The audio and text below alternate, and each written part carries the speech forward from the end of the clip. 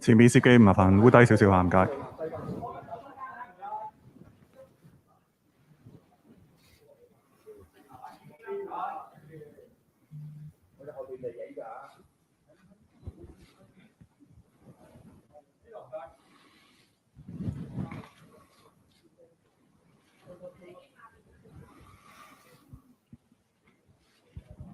好，我哋俾後邊影啊，唔該，後邊。Let's give a chance to those at the back. 後邊影埋就差唔多啦，唔該晒嚇。前排司機麻煩烏低少少。Those at the front, would you please squat down?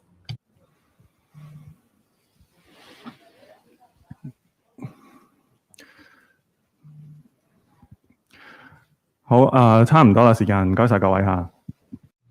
Thank you. Chief Executive, could you please step onto the stage?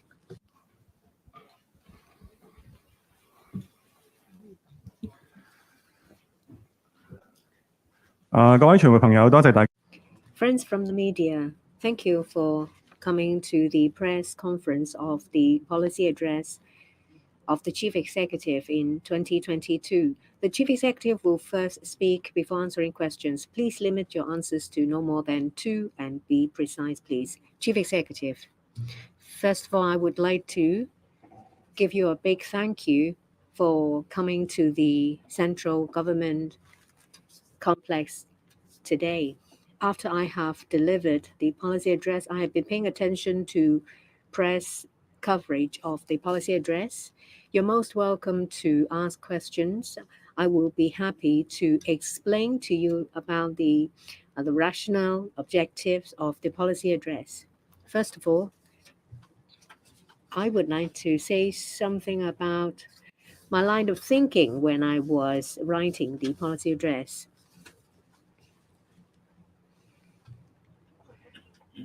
As a special administrative region, our uniqueness is that we are established under the one country, two systems. So we have to strictly abide by the one country, two systems. That's why at the outset, I clearly set out that we have to play into the benefits of one country, of the two systems, while we stick to the principle of one country.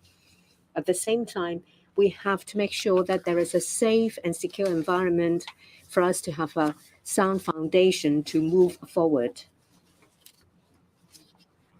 And on different occasions, I have already explained that the blueprint of my policy implementation is based on the important speech made by President Xi on the 1st of July. Coupled with his statement in the report of the 20th National Congress, we know that the policy principles set out are very useful to us. The first of President Xi's 4 proposals is that we have to enhance our governance capability. That's why I emphasize that we have to do more in terms of our governance capability and efficiency. In addition, we have to enhance our competitiveness. That's why I have been stressing on competing for enterprises and talents. Our positioning has been made very clear. In the 14th Five-Year Plan, it's clearly stated that Hong Kong is to play into its advantage by building the 8 centers. We leverage on the strength rendered to us by our country as well as our close connection with the rest of the world. On top of developing our 8 centers, we also have a new growth engine, which is the Northern Metropolis. The Northern Metropolis is of a vast area. It transcends boundaries. We work with Guangdong Province, Shenzhen Municipal City, as well as the 9 cities in the Greater Bay Area. There is integration, which in turn gives us limitless opportunities that goes beyond boundaries. The vast area in the Northern Metropolis will give us an advantage to develop facilities, industries, and an opportunity to improve our living environment. That's why I have also spent a lot of ink and coverage on the development of the Northern Metropolis. Of course, we will address issues close to the heart of our people in terms of land supply and housing supply, as well as substandard living environment, say, for example, subdivided units. We have to address these issues. We also have to improve our infrastructure, say, for example, transportation. I have put in place various initiatives to make things happen. We also need to ensure harmony and stability. In my opinion, a sound primary healthcare system will ensure the health of the general public. We also have initiatives that show that we care and to make sure that Hong Kong is a livable city. When our youth thrives, Hong Kong thrives. So I have also spent some coverage on our initiatives to help youngsters so that they will have better opportunities to shine. Lastly, when we have obtained a full understanding of our advantage, when we know that we have expanded our room for improvement, when we have consolidated our strength, we should have the confidence to tell the good story to the rest of the world, to tell them our strengths so that we can scale new heights. So whilst we fight against the epidemic, we also seize the opportunities available to tell a good story of Hong Kong, to let people know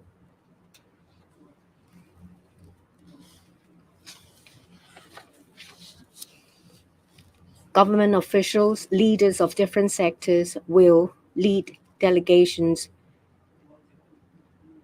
to tell good stories of Hong Kong when they go out. We also invite consulates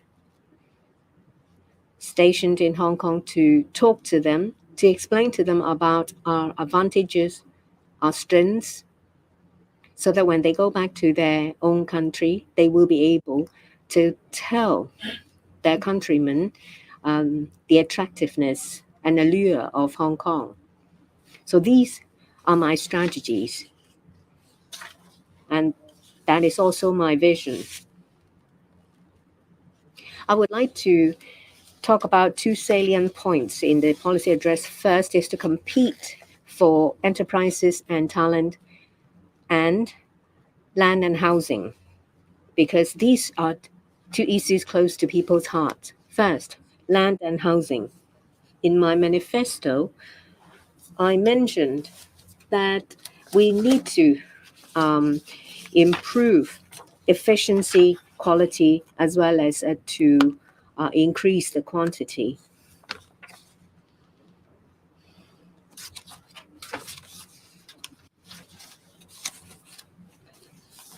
Of course, a burning issue in everyone's mind is when they are able to get a flat allocated to them. There is a major decision made in the policy address. We will not allow the waiting time for public housing to be any longer. So we will put a cap to it. I also launched the idea of light public housing. So the composite waiting time will be reduced to around 4.5 years. In about 5 years, we will produce about 30,000 public housing units. We're confident that we are able to deliver because we can see that there is available land at our disposal. We also try to identify land owned by private developers. We will talk to them to get them released for our use. Tenants will be able to stay in these light public housing units for 5 years. And we will use MIC in its construction. So it will be no-frill design, funded and constructed by the government. Depending on the topography, I believe that we will be able to build up to about a dozen stories in each block.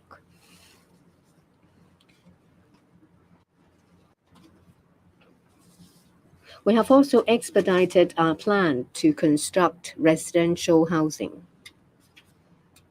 So in the 5-year cycle, we will be able to churn out about 158,000 units compared to the last cycle of 150,000, of about 105,000. We have increased the volume by almost 100%.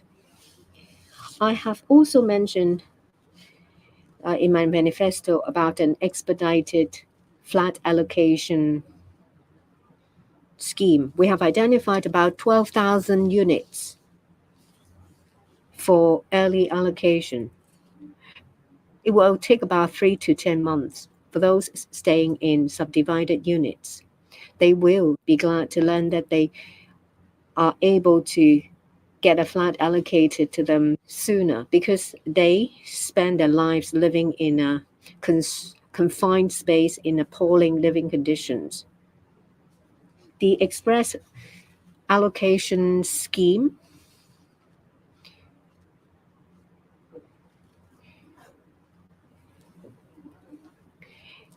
it can be materialized because if we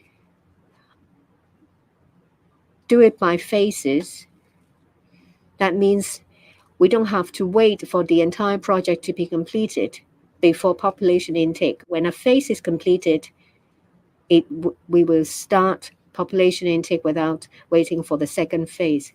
So we have about 12,000 units that will be allocated to those in need.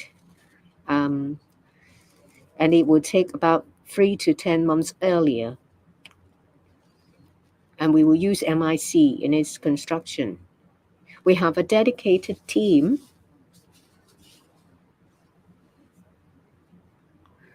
taking stock of the environment of public housing estate at different areas. Improvement measures may be put in place. We've also made a resolute decision to make living areas bigger, so there will be a minimum size stipulated for new flats. For subsidized sales flat, the minimum size will be about 26 square meters. And it's starting from 2026 to 27. We use that as a starting point because some of the projects have already started and it will be very difficult to make changes. For new PRH units, there is also a minimum size stipulated. We want to increase our efficiency, so we have a newly designed program for private developers to participate in the construction of subsidized housing, that is public housing. We have identified 3 lots of land for its use. We encourage private developers, if they own land, if they own available land, to use the same design to build housing for sale to the general public. In terms of private housing, we have to ensure that there is a steady supply. We have identified sufficient land to satisfy a demand of 72,000 units within 5 years. In our 10-year plan of the long-term housing strategy, we aim to produce 130,000 units. So I've just talked about housing, and I will now move on to land. Turning now to land supply, we have to turn the primitive land to spade-ready land as soon as possible. So we'll be amending the legislation to shorten the time by as much as half, from 13 years to 7 years for larger plots. For smaller plots, we can slash by 1/3, from 6 years to 4. Also, in terms of the processing of plans, we'd like to make it quick as well. And we hope that we can approve the 80% of the plans for the first and second time. As to the resale application, we will reduce the threshold from 80% to 70% ownership for buildings of 50 to 70 years, and 60% for buildings of 70 years old or more. There are many people who are living in these run-down, dilapidated housing, and they really want to see an improvement to their living environment. We have to make sure that the owners will enjoy adequate legal protection, so we will have reinforced policy to safeguard this. We will also speed up the land supply. Now, the major problem with housing supply is that we're always trying to do the catching up. We've lost the initiative, so we have to build up the land supply so that we can have the initiative.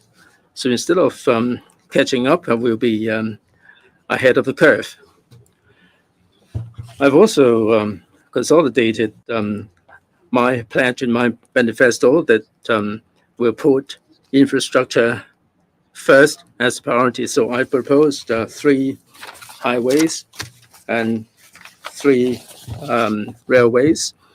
The Northern Metropolis Highway, the Zhongguo Yaotong Tunnel, and also the Shatin Pass, and also the Hong Kong Shenzhen Western Rail Link and the Zhongguo Line Southern Extension.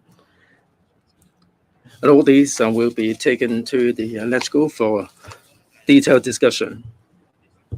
There are some new measures that we will be competing enterprises and also talents in order to enhance our competitive edge. Many of the measures are really focused and thinking out of the box.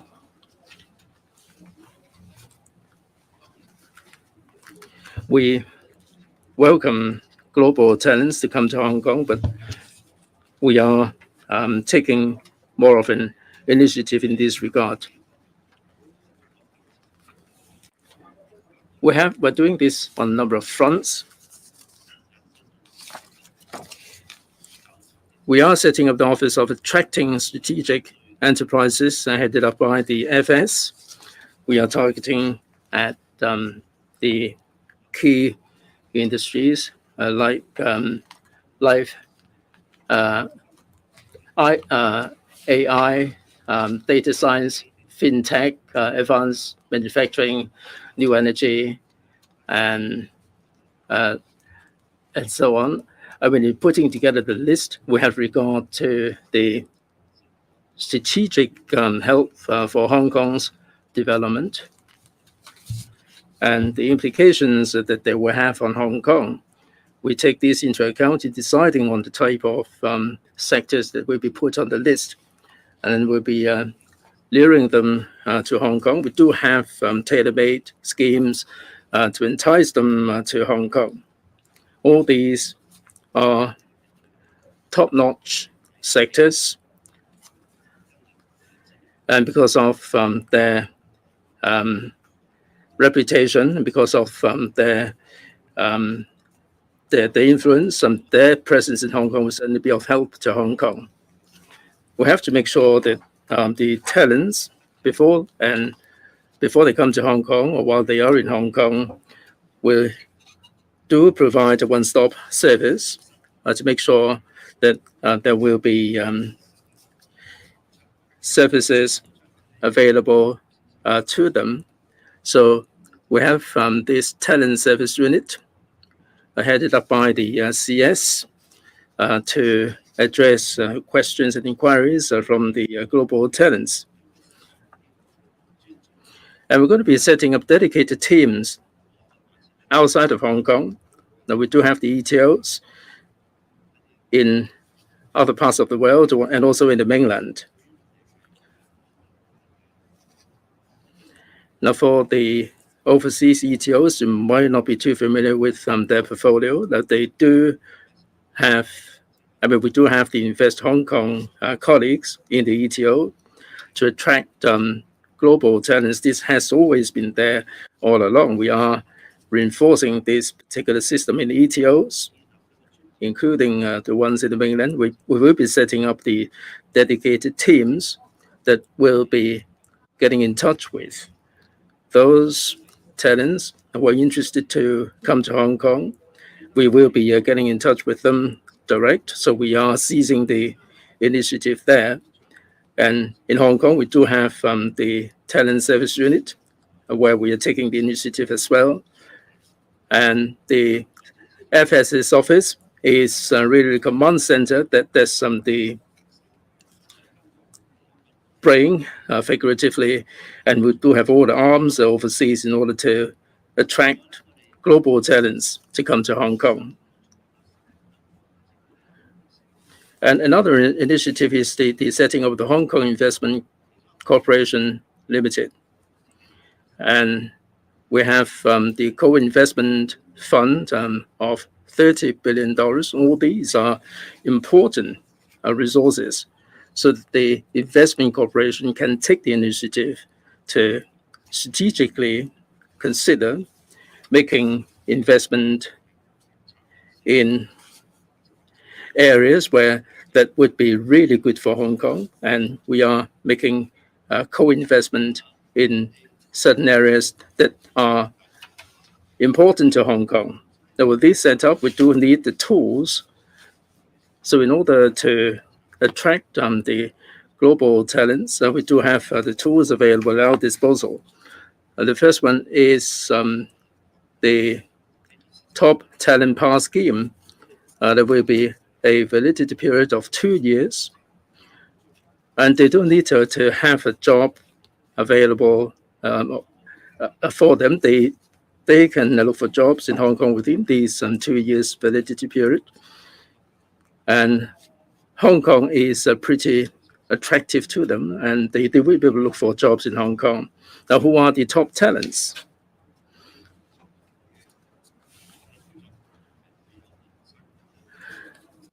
Their jobs will be $2.5 million per annum. I'm sure you know what sort of people they are.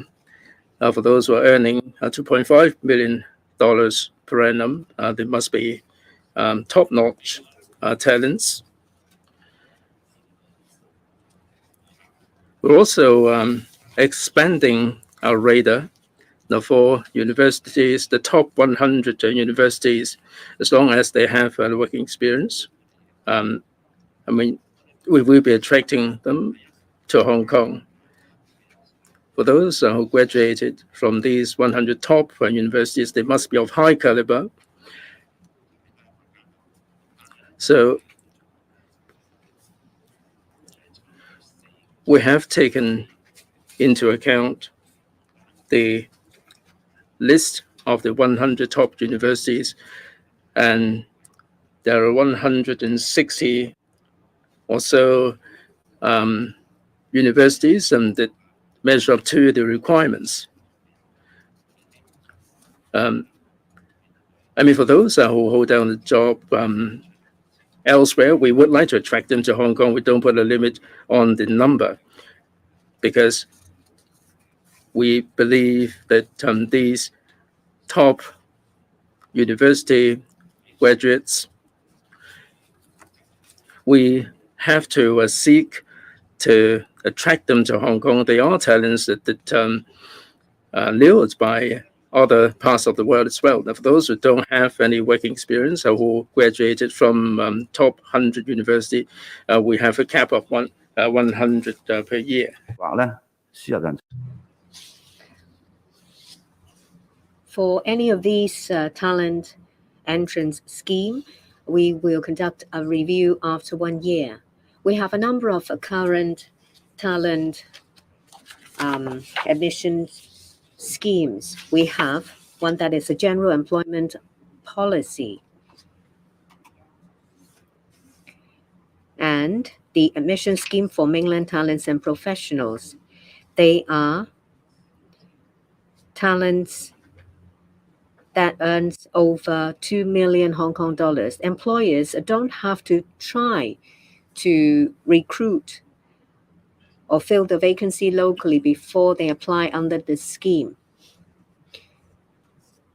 We try to attract these talents to come to Hong Kong to make contribution.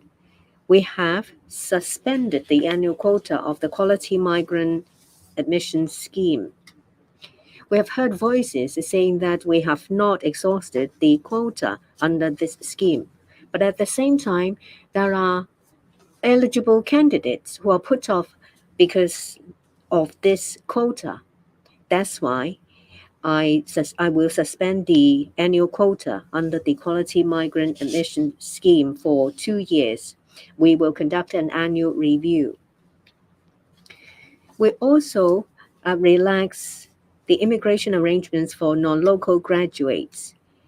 Well, we will extend the limit of stay from 1 year to 2 years to make it more flexible. In terms of our technology talent admission scheme, there is the requirement that tech companies operating at Cyberport or Science Park, if they are to recruit overseas talents, they will have to, at the same time, employ local employees. But we are aware that these companies may not be able to employ local employees successfully. So the effectiveness of this scheme is not ideal, and we are aware that companies all over the world are trying to employ tech talents. So we lift this requirement to give us more flexibility. We will also extend the limit of stay to 3 years, and we will issue a maximum employment visa of 3 years. There are also some people who come to work to Hong Kong before they become permanent residents. And when they come to work in Hong Kong, once they become Hong Kong permanent residents, they will be able to get a refund of additional stamp duty paid for property purchase in Hong Kong. But these are the salient points, and I would be happy to take questions. Next, the floor is open for questions. I ask reporters to use the microphone we give you. Identify your media outlet and limit your questions to no more than 2. There are quite a number of reporters, so I ask you to be concise. First, the gentleman at the front in the middle. I'm from CCTV. This is your maiden policy address. Which are the main policies that would facilitate integration into national development. The 20th National Congress is in progress. What are the key points in your policy address that echo the points made by President Xi? Well, you talk about initiatives of competing for talents and enterprises. What expectations do you have of these initiatives? I have in different parts of my policy address talk about integration into national development. In paragraph 13, I have made it very clear that we will make good use of existing cooperation and collaboration mechanisms, and we will also make use of the River Loop, Nansha, Shenzhen, and all the cooperating mechanisms. So these are specifics that are set out in the policy address. And I also mentioned about a steering committee, a steering group on integration into national development. It is led by me and co-chaired by 3 department secretaries. Well, for major directions, it is the integration and dovetailing measures with those under the 14th five-year plan. And on top of that, we have to enhance the flow of information, flow of talent, and flow of funds. And the third area is to strengthen our collaboration and cooperation mechanism.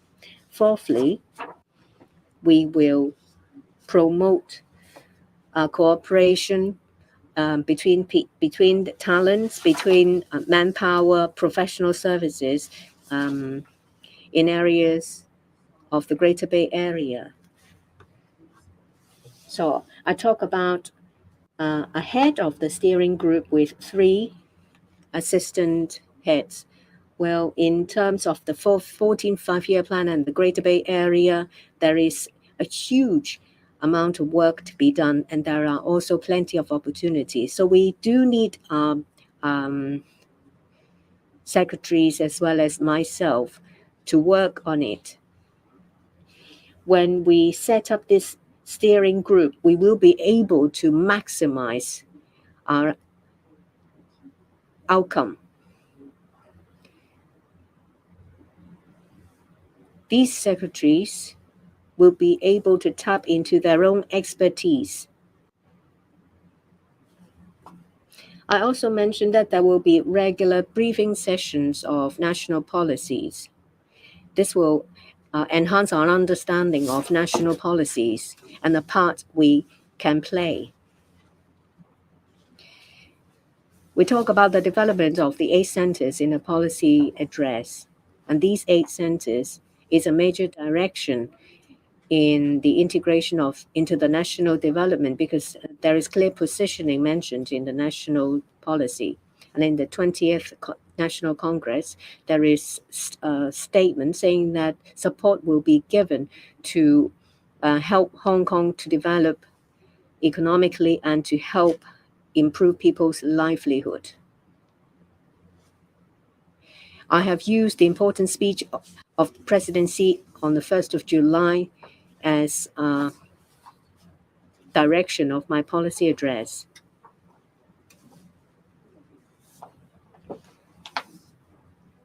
This echoes the spirit of the 20th National Congress. You talk about effectiveness of efforts to compete for talent. I am indeed confident. We were not as aggressive in the past, but still, there were plenty of talents that have chosen to come to Hong Kong.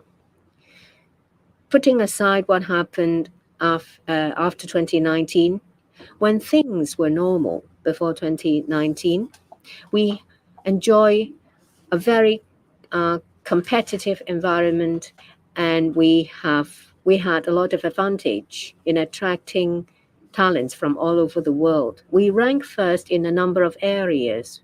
We had an advantage. But now, for whatever reason, maybe in the form of the epidemic, we have had our stability restored, and we are moving towards prosperity. There are things that we have not tried. Say, for example, the Investment Corporation Limited, which has not been done before. We have a very active supporting policies for industries. We have initiatives of different levels targeting different areas, say, for example, enterprises and talents, in order to maximize the effectiveness. If we have talent, it will help our competitiveness. You asked how confident I am. I've told you that Hong Kong has been enjoying an advantage. Hong Kong is an attractive place. But now we have new tools at our disposal. Say, for example, we have introduced some flexibilities. You don't need to have to first find a job before you come to Hong Kong. We have also cast our net wider to attract top talents.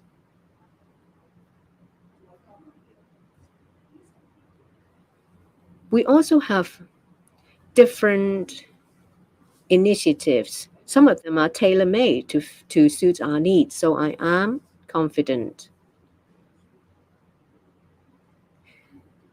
I have set a target that we will be able to attract 35,000 top-notch talents every year to come to Hong Kong. I do believe that we will be able to attract more if we achieve more development in different areas. Exec. Lady over there, please. Mr. Chief Executive, TVB. Now, the Hong Kong Investment Corporation Limited, in your policy address, basically, you're talking about merging the capital. Temasek in Singapore has been around for more than 40 years, and they are amassing all these, putting together all these capital and making investment. How much are we going to make investment? Are we going to incubate some unicorns, and then we don't have to plow in the taxpayers' money, and it will be self-sustaining? Also, integrating into the mainland, you have the steering group and also steering committee on Northern Metropolis and other offices. That you have a proliferation of all these committees. Will that be a duplication of the work that the policy address talks about, telling a good stories about Hong Kong? There are 1,000 overseas leaders to come to Hong Kong. We asked the FSTB and others. They don't know much about it. If this is in the hands of the top secretary, they don't know much about it. Now, we are setting up this Hong Kong Investment Corporation Limited, and this is the first step. As to the future development, it will depend on what positive experience we have accumulated, and we can also take into account the experience of other parts of the world. And we can certainly make this corporation more conducive to Hong Kong's development. The idea is that in the SAR government, we have the policy on the industries, different sectors. We are trying to develop the high-end, high-value added sectors for Hong Kong. So we do have all these institutional setup. We have all these tools to lure talents. We still need to fill in the blank, which will be conducive to the overall development of Hong Kong. In every place, they do have their own process of development. Now, for this investment corporation, the purpose is to compete for talents and compete for enterprises. Is against this background that this is set up.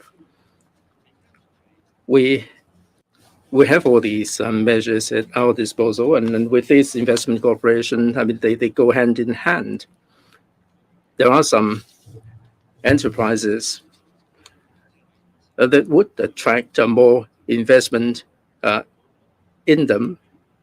And if the government invests in them, there would be better complementarity, and we will be treading carefully about the kind of investment that we made. We're going to have a board which is composed of experienced talents. Of course, the initiative lies with the government. It is the financial secretary that will be spearheading this. We have to make sure that all our decisions will be beneficial to Hong Kong. We said that we're going to have a consultative committee, and that committee will let us know what enterprises would be best for Hong Kong, and their presence in Hong Kong will also bring in a lot of talents. And if people become aware that these enterprises are setting up their presence in Hong Kong, it would have really good publicity. So we're having the overall interest in Hong Kong uppermost in our mind. This is not intended to make profits. Now, this is to support the long-term development of Hong Kong. So as to the future direction of its development, we'll let it run for some time before we see how we take it further. We've also seen that in other parts of the world, they also have this institutional setup.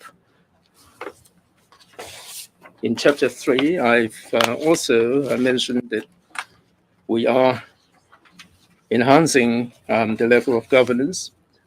And in President Xi's July 1st speech, and this is what he said: we have to improve the governance, so we have to enhance the governance system. We may have the best talents, but if we don't have the institution, if we don't have this setup, it would be hard for us to bring things to fruition. So the governance system, if it is good for Hong Kong, will be set up.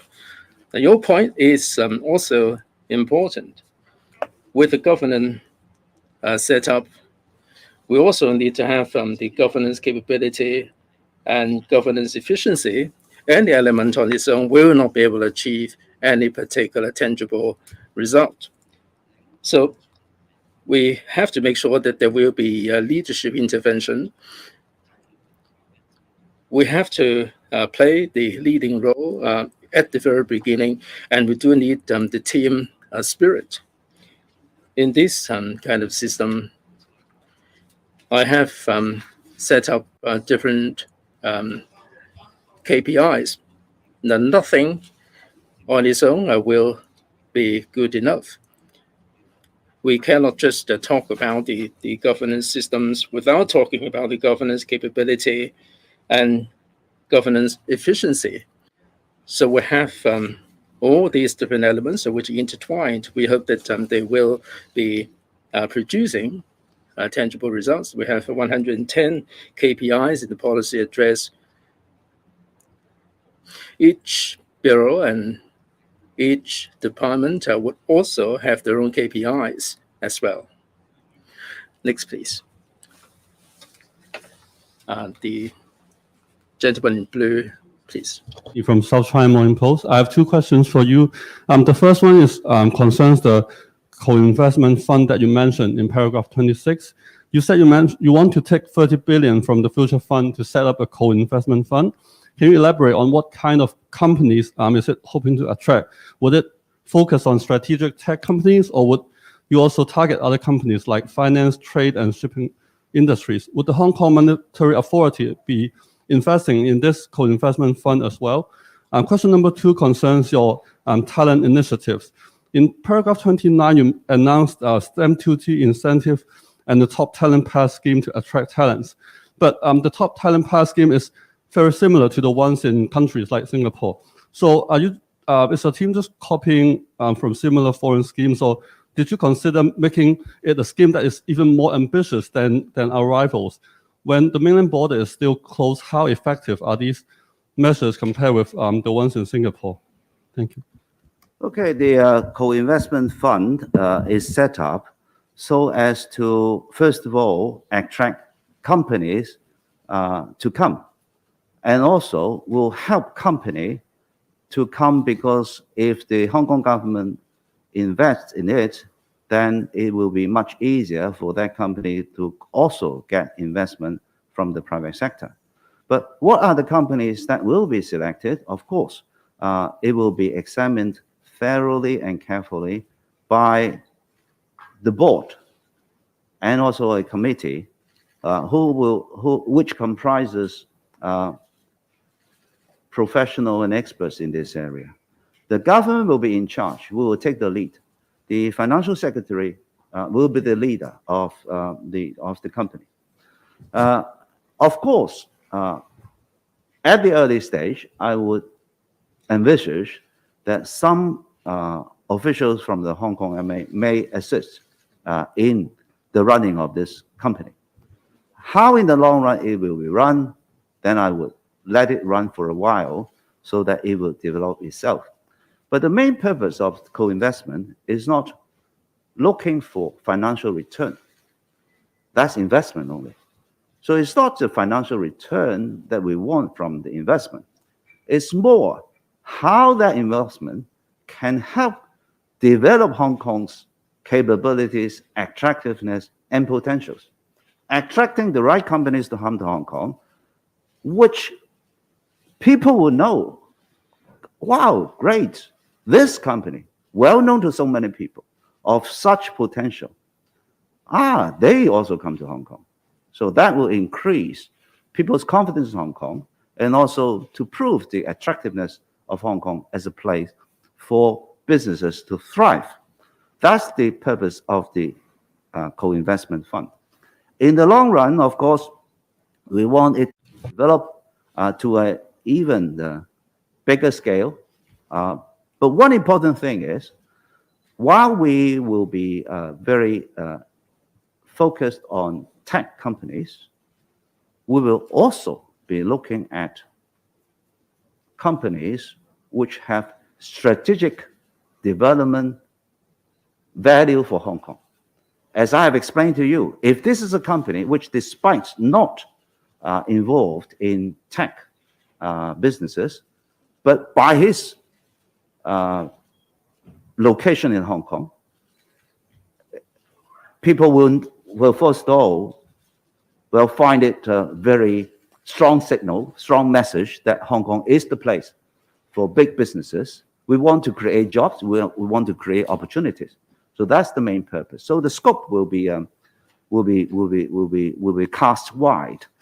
It's not just the tech, but then tech companies are, of course, one of the focus areas. And for the talent attraction schemes, I think all places, they have designed schemes that will fit their own circumstances and will also be an attractive scheme. I do the same as any other place tries to do. So I look around all the different places, and I also look at our own situation.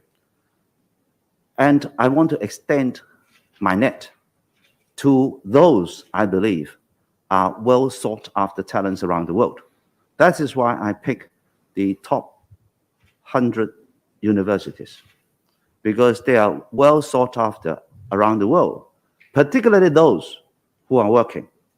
For those who graduate from these very famous and successful universities, earning a good salary, attracting them to come to Hong Kong, of course, will be a big asset, which, if develops in the critical mass, will create a very strong attractiveness and impetus for Hong Kong to develop. So I designed the scheme according to what I think will be best for Hong Kong. And I actually can tell you that it is quite open and wide scheme, because I really want to attract them within the shortest period of time so that we can pick up our competitiveness strongly. That is why I make this scheme a 2-year scheme to be reviewed further. And it will be reviewed every year so that we can assess whether we should make it even wider, even more open, or have adjustment. You have mentioned the quarantine arrangement of Hong Kong and also our connectivity with the mainland. Let's look at it this way. Our connectivity with the world is a long-term thing. It's both short-term and long-term. In the short term, of course, I have to deal with it in accordance with the strategy I've explained times and again. That I will do it progressively. The direction is clear to allow maximum freedom and maximum possibility for activities. The direction is clear, but I have to do it progressively because this is the Hong Kong situation. But let's face it, we are talking about competitiveness, not just in the short run, but in the long run. I'm talking about a 2-year scheme. And I'm very confident that, well, there will be a lot of connectivity, much more than the present time. So I will not restrict myself to anything that always have to be bothered by the quarantine requirement. So I will just plan all the strategy so as to allow maximum attractiveness for talents to come to Hong Kong, regardless of the issues that you have raised. And that is the only way we can plan for a successful talent attractive scheme. 下一位提問，右手邊前排嘅男記者。 Gentleman in black. I'm from Hong Kong Economic Times. Well, the market was quite expectant about relaxations or a lifting of a certain demand side management measures, but we now see the market disappointed. So what is your take on the future trend? Will you withdraw some of these cooling measures? And in relation to the office for attracting strategy enterprises, well, you have your initiatives, but in Singapore, they have tax concessions to attract talents and enterprises. What do you think Hong Kong's advantage lies compared to that of Singapore? We have a list to attract enterprises. We have certain initiatives that are tailor-made, that include tax arrangements, land, schooling, and housing arrangements.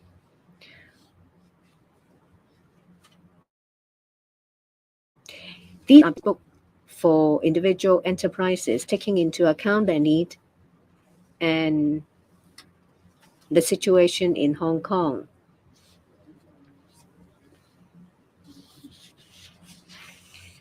People like to compare.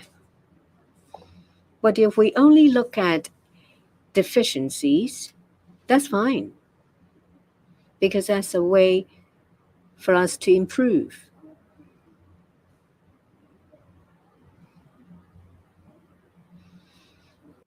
But we should not belittle ourselves. We have our advantage. We have our uniqueness. We will design measures to suit our situation. We had advantages, like I said, before 2019, before the epidemic and before the black-clad violence. We were well-renowned for our strengths and advantages. I think that it is in our blood. It is in our DNA. With this, with the DNA in place, all we need is an opportunity. So our supporting facilities will strengthen our attractiveness.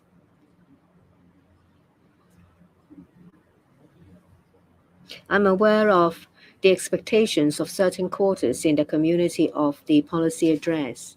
When I formulate policies, I take into account as a whole measures that are of concern to the general public, and I launch suitable measures in a timely manner. For land and housing, I have already outlined measures to ensure stable supply to help people get on the property ladder. We will keep in view market changes. Hong Kong is an externally oriented market. External factors will affect us. On top of that, there are also internal factors in the form of anti-epidemic measures and various arrangements. We are reviving slowly. We hear more inquiries about flights. We are aware that there are more flights. So I design measures that will best suit Hong Kong's situation. Lady in stripes, cable TV. You mentioned the loss of 140,000 people in the labor force, and there are measures to relax the situation, but there are not that many measures to retain the local workforce. Now, what measures are there to retain the local workforce? And also the refund of the extra stamp duty for the overseas talents. Will that push the property prices higher and at least make it more difficult for people to get on the housing ladder? And also the Kao Yi Chau artificial island, will the scale be of similar magnitude to that proposed by the previous administration? Is it going to be called the Lantau Tomorrow vision as well? Right, let me take the questions in the reverse order. The Lantau Tomorrow project, I am supportive of this, and this will go ahead. So we are explaining this. We will be taking the project to the Legislative Council regarding the reclamation for the Kao Yi Chau artificial island, and there will be explanation there. We will be proceeding according to the same ideas. As to the extra stamp duty, the rationale is that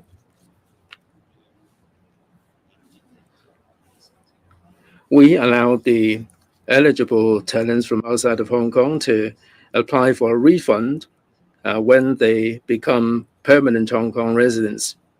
So if a tenant would like to stay in Hong Kong, would like to give renter assistance to him or her, so when permanent residency is acquired, we allow application for a refund of the stamp duty.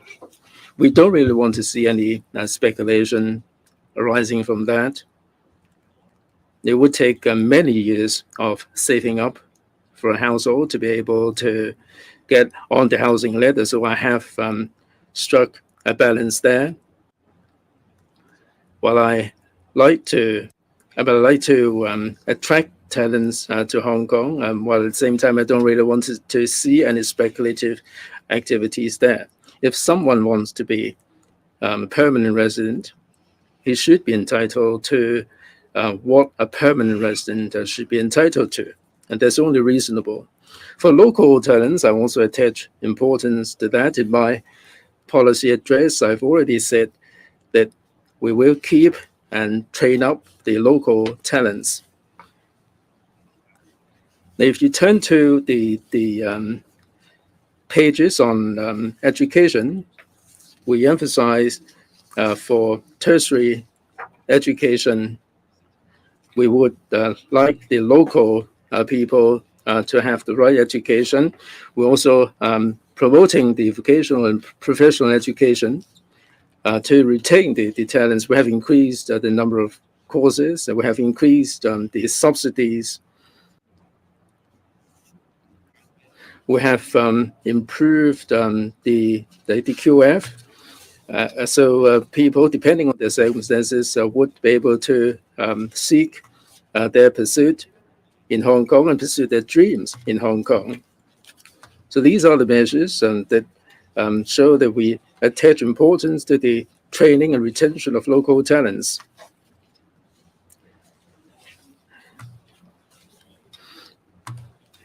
In particular, the retraining measures. We are retraining some of the workforce. All these are part of our education programs. In particular, subsidies for the VPET education. We have increased the subsidies for degree and non-degree programs. All these are the measures that in this regard. Next, please. Lady in green jacket, please.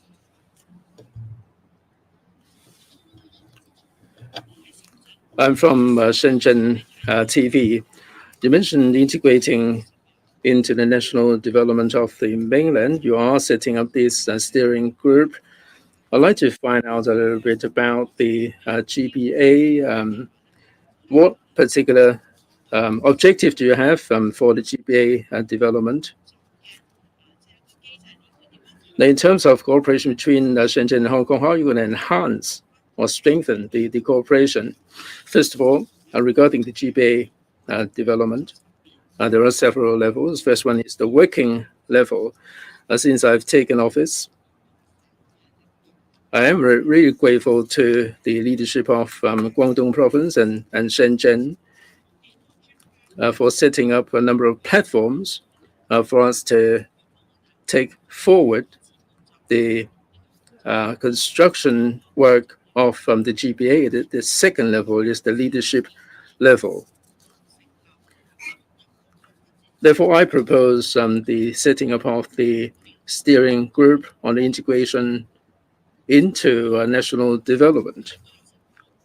This is intended to be integrated with the mainland development, and there will be connection at the leadership level. And this is also of crucial importance. A lot of the construction in the GBA is really innovative ideas. And we do need to have high-level agreement. And this steering group will certainly enhance the effectiveness and the efficiency of the process. So we have the steering group, and this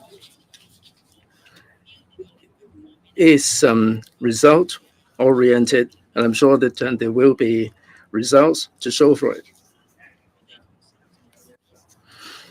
Also, together with Shenzhen, we have a lot of connections in many different areas. And it is important for us to have connection in different spheres. And we do have the same objectives in many different spheres. And we are focusing our attention on these. The first one is the innovation and technology. We have the I&T park in the Loop area. We do have put ample room for cooperation. We can take advantage of these I&T park as the demonstration area. We're going to have the people flow, capital flow, and so on. We can develop a lot of initiatives. These may be new initiatives, but they are full of challenges, and we have to have the high-level system, high-level connection to take the initiatives forward. And we are liaising with the Shenzhen authorities, and the high-level connection is going to be very important. And Tianhai in Shenzhen and Nansha in Guangdong, we have different development plans. We have the common objectives. And with the top-level leadership, we can build up a very good connection system there. And I'm sure that will enhance the effectiveness of the whole program. 右手 Next, the one on the right, on the far right. From RTHK. My first question is about retaining talent. Could you explain further how the authorities will try to retain talent in Hong Kong, as in preventing them from going overseas? And you also talked about attracting talents from overseas. How soon do you think we can see results as a result of the policies? And my second question is about the public housing. Do you think the target to reduce the waiting time for a public flat to 4.5 years from 6 is ambitious or realistic? Has the government found suitable plots of land to build the 30,000 units of light public housing in the next 5 years? Thank you. I'll answer the second question first. It is ambitious, but it is realistic. In fact, I think if you go through the policy address document in detail, there are quite a number of ambitious plans. But that is what I really want to achieve for the people of Hong Kong within these 5 years. So it is challenging, but I have trust in the united team that I have in the government, plus the very strong support by the civil servants, that we'll be able to deliver. We are committed to this target, which I think may not be something that you will easily see previously, but this is something we want to make happen. And I thank my team for coming with realistic and practical solution to address people's crying concern for reducing having to wait for 6 years for a public housing flat.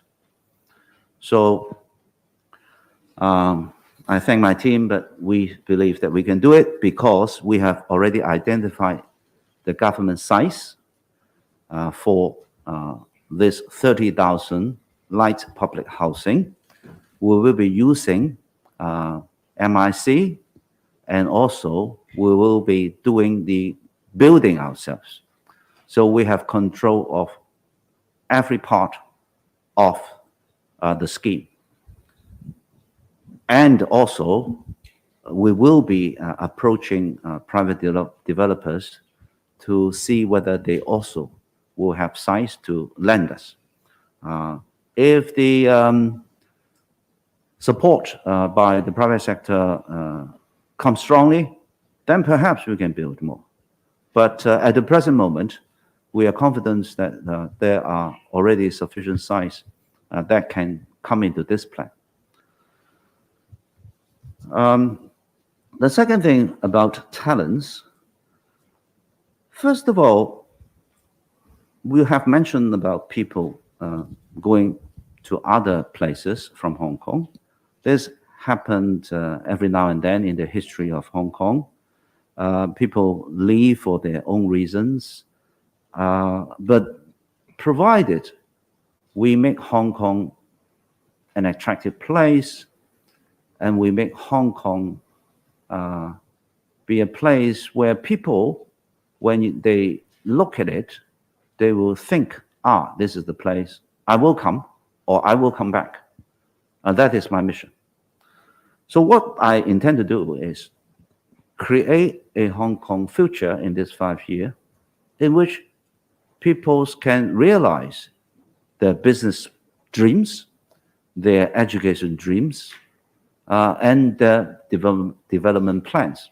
That is what I'm trying to do. And I know the goals are high, but well, I would progress towards that goal. And you look at the policy address, we are making Hong Kong a better place to live with better healthcare, with taking better care of the elderly needs. We are creating a living environment that will come with not just quantity of houses, but quality of living environment. We are making Hong Kong a place where people can be successful in their business ventures. We are making Hong Kong a place which will be known to other parts of the world, that this is the place where they can set up their companies and be prosperous.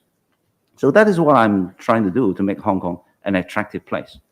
I have said that we have already very strong DNAs as Hong Kong itself, because of its geographical position, because of our population, because of our education, our workforce, of the string of the things that we have built over the years, which make Hong Kong an international financial center, shipping, trade,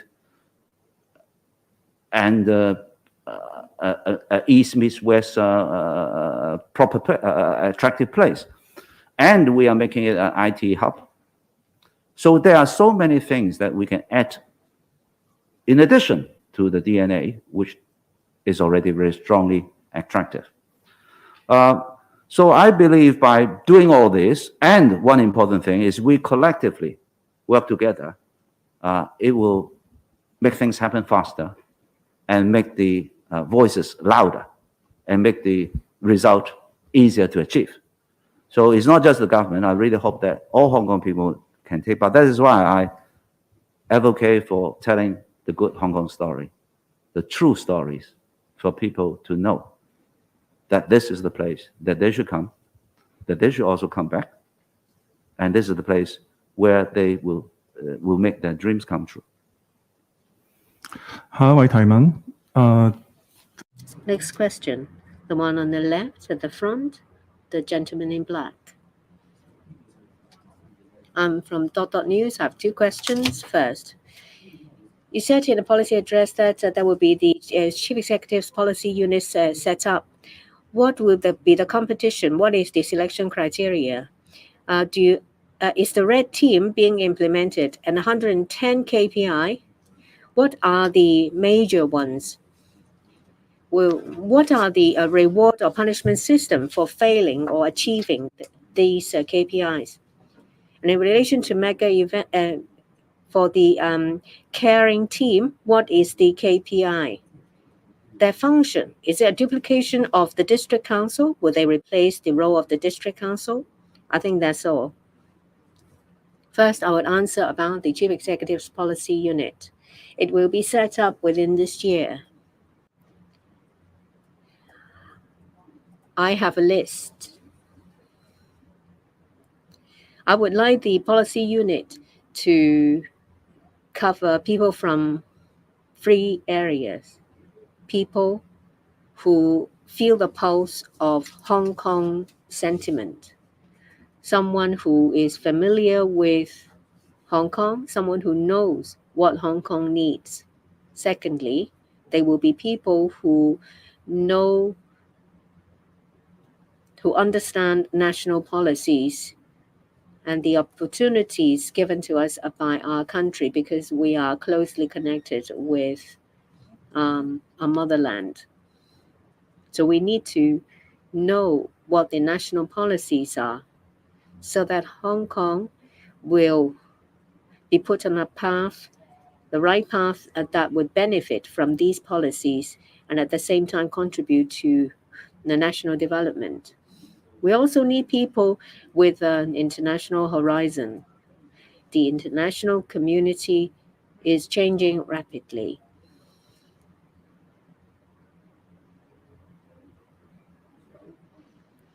We're at the point of time where great changes are around the corner. We need someone who is able to analyze the situation, appreciate opportunities and threats. When the policy unit is set up, I will introduce my team to you.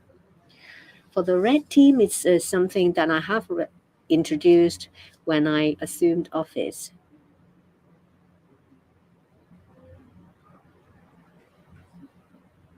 The nature of the red team is to be critical of government policy. It also plays a very important role. It is an agent of change. They have an all-round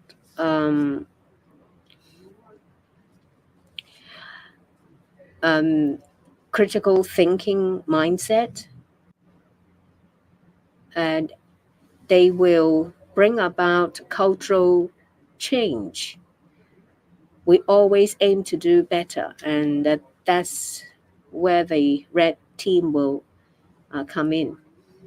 I have set a lot of indicators. Some are qualitative, some are quantitative. And I've explained many times about the functions of these indicators. They can be used to gauge effectiveness and progress. When we are alive to the situation, we'll be able to make timely changes. Say, for example,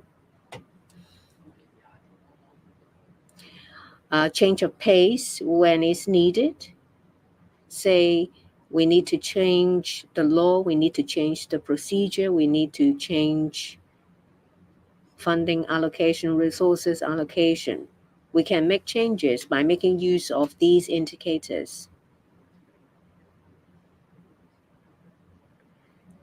The KPI I value most are those in housing and land. In particular, the light public housing. I attach a lot of importance to it.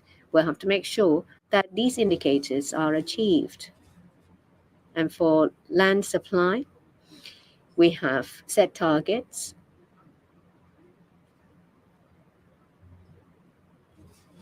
Where legislative amendment is required, we will move towards the goal.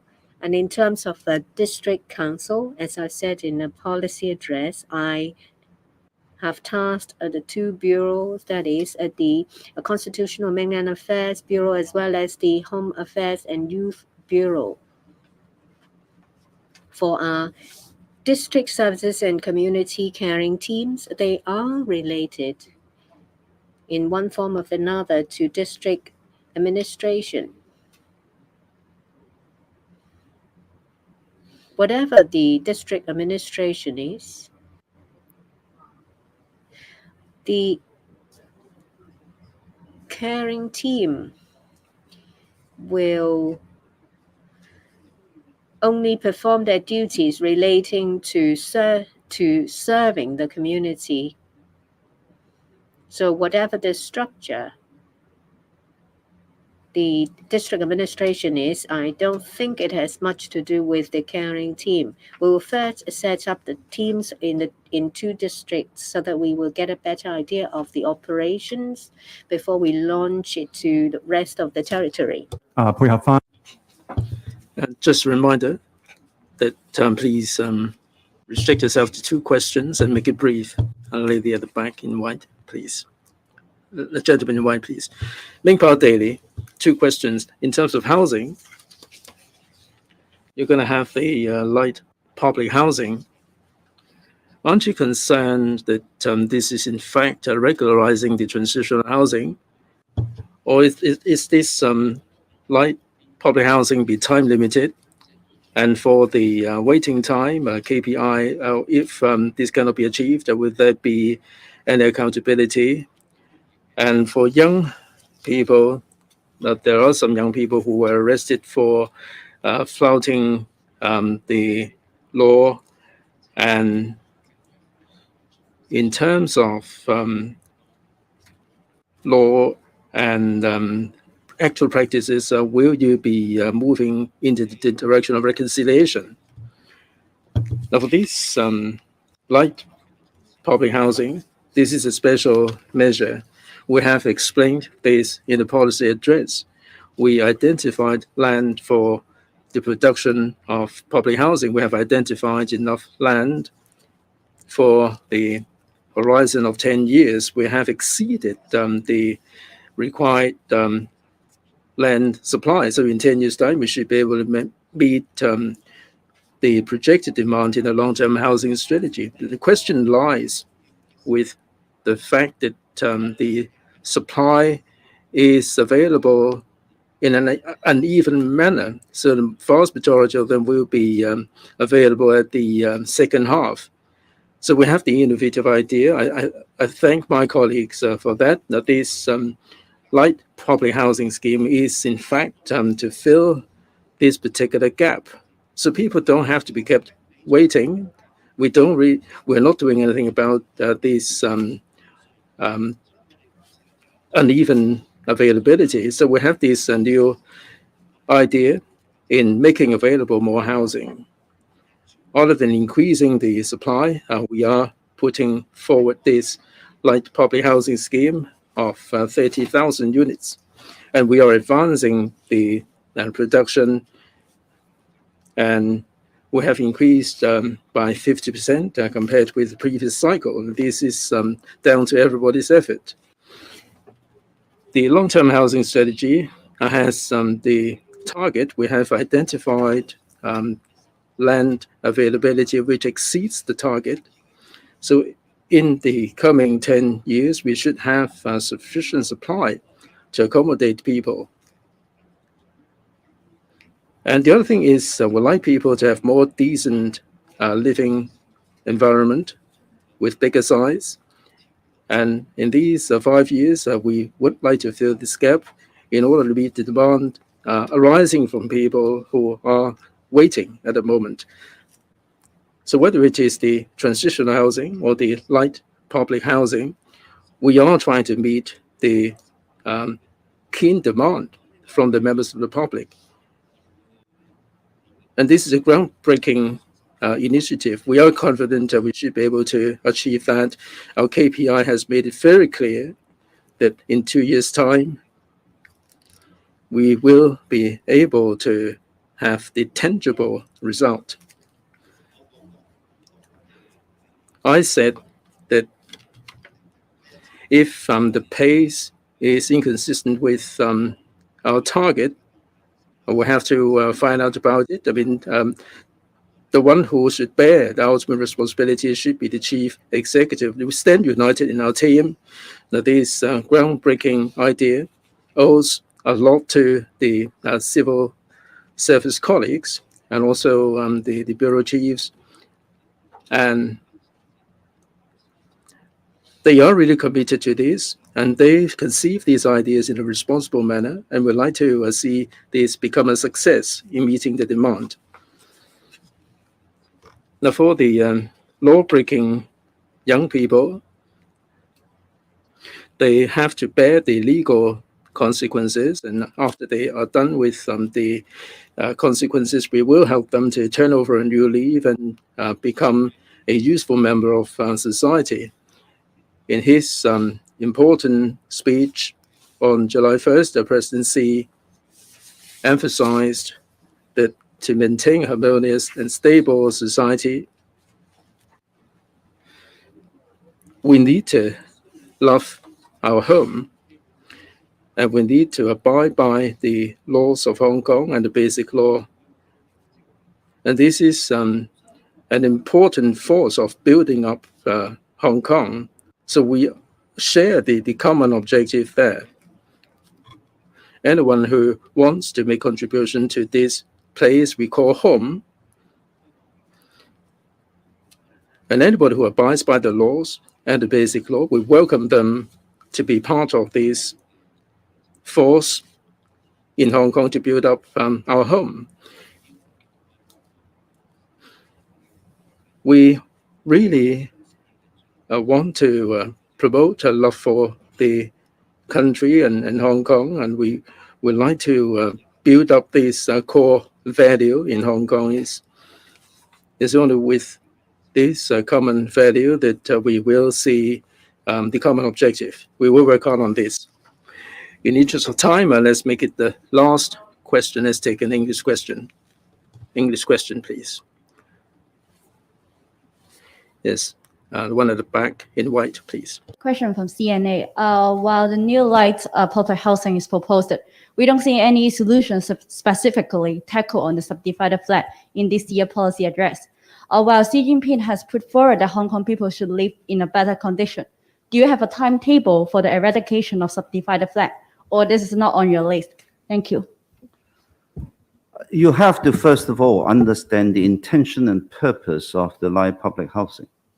It is to address the crying need of a lot of people who are living in unfavorable conditions, such as subdivided flats. The provision of this light public housing will directly address people who are living in subdivided flats. Of course, the people who are qualified to move into this light public housing, as the policy address has explained, are people who are waiting already in the queue for public housing, and for those who have waited for 3 years or more. So they are the first persons to be benefited from this light public housing. But if there is sufficient supply of housing, affordable rental prices, then a lot of people will not have to live in subdivided flats. So to answer to the problem of subdivided flats, the first thing that we must do is to provide many, many more houses so that these people have a chance to move in. That's the first thing. The second thing is, some people who are living in subdivided flats are not people who are in any way underprivileged. There are some actually who make use of subdivided flats because that flat may be nearer to his place of work. So there may be some people who are not qualified to move into a public rental house. They prefer living in a location which is close to their working place, or because they have other needs. So the first step to deal with subdivided flats is to first of all ensure people who don't want to live in these subdivided flats, they get a chance to move out to houses which they find comfortable. That is what I'm doing now. This is the critical need. In the long run, when we have addressed all these crying needs of people in the long queue, then we may look at the subdivided flats holistically again to see how can we improve the whole thing. Because there will definitely be some people who have chosen to live in a particular flat because of his personal needs, such as I have explained, close to the working place or other reasons. So it's not a simple thing of just the living condition may not be as desirable as we wish they can have, is also a practical need issue. 答埋今日最後一位嘅提問嘅， Last question of today, the one on the right, second row, the lady in blue.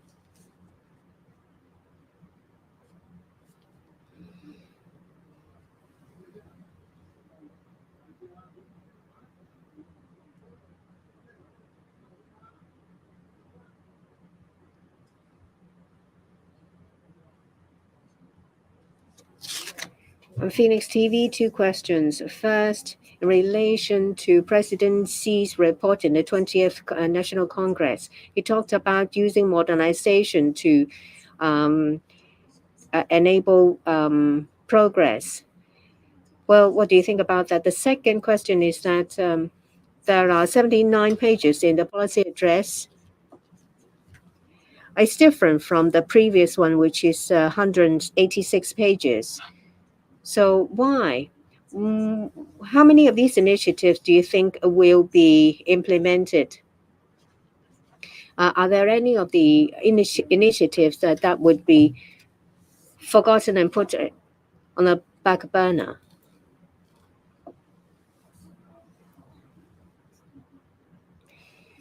Our country will take on a new chapter in its journey towards modernization. I feel encouraged, and I strongly support that.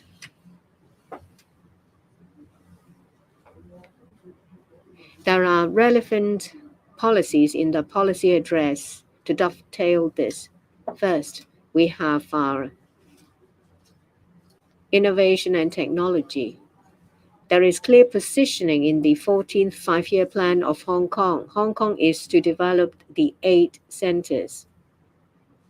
So there are plenty of initiatives and objectives and targets set in the policy address. That's the first. Secondly, modernized development is not just,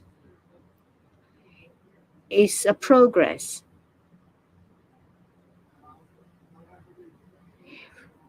Hong Kong enjoys an advantage in research and development.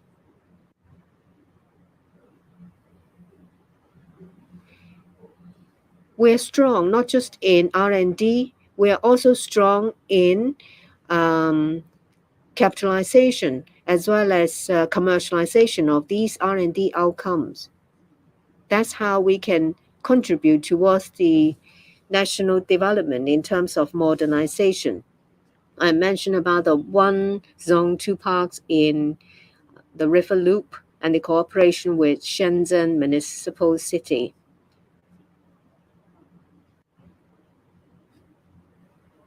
We can play into our potential in terms of innovation and technology. This will be our key area. We have limitless opportunities.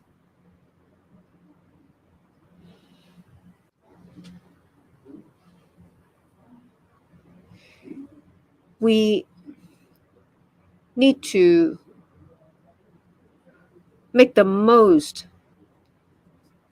of our key area and to maximize what we can achieve.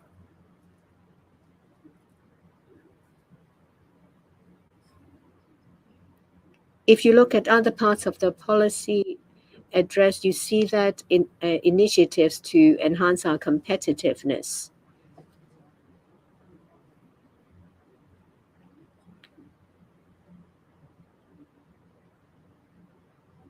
I have given full consideration of what President Xi said. He talked about 4 months and 4 proposals in the important speech on the 1st of July. I have, in my opening remark, elaborated on my rationale.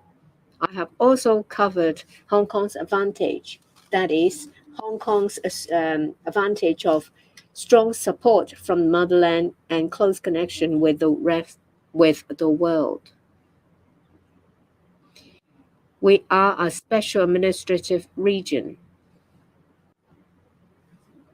We can contribute towards the rejuvenation of our nation. We will do our best in different areas to play into our potential. That's the end of the press conference. Thank you.